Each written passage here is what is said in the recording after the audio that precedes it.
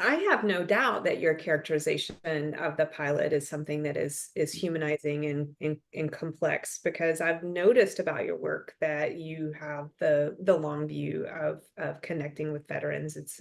You've been holding a veterans open mic in Tampa for a long time.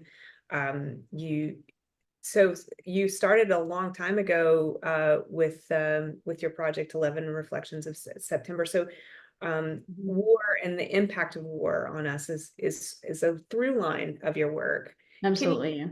talk about like where that comes from for you from a personal perspective?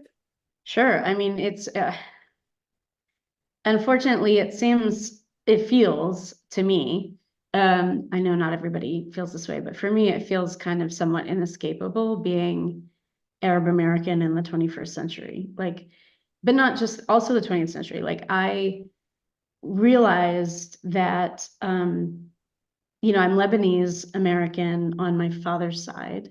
My grandfather was from Lebanon. And I grew up during the period of what is referred to as the Lebanese Civil War, although I understand it now as very much a proxy war about global geopolitics and not really just a civil war. But as I was a little kid in the 70s, 80s, I graduated high school in 1991, and that war ended in 1990-ish. So I remember being really young, like in elementary school, and I like being asked to draw a flag about your heritage, and I was trying to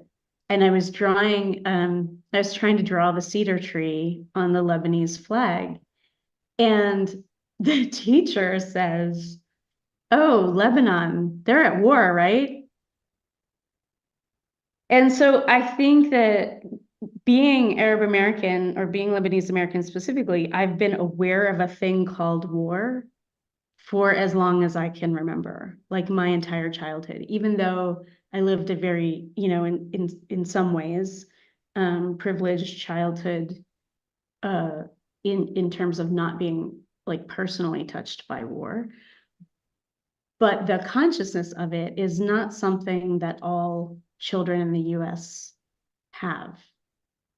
And I can't remember a time when I didn't know about a thing called war, right? So I think that was always there. But then, of course, 9/11 like just changed my relationship to my identity, like for the rest of my life. Uh, I think you know this. I lived in New York City in 2001. And so I experienced 9/11 as both a New Yorker and an Arab American, which was a like deeply cognitively dissonant thing to live through. And I was an emerging artist at that time. So that's what I started making work about. And I keep hoping there'll be a day, like Adrienne Rich says, where I can just write about trees, but that day hasn't come yet. Yeah.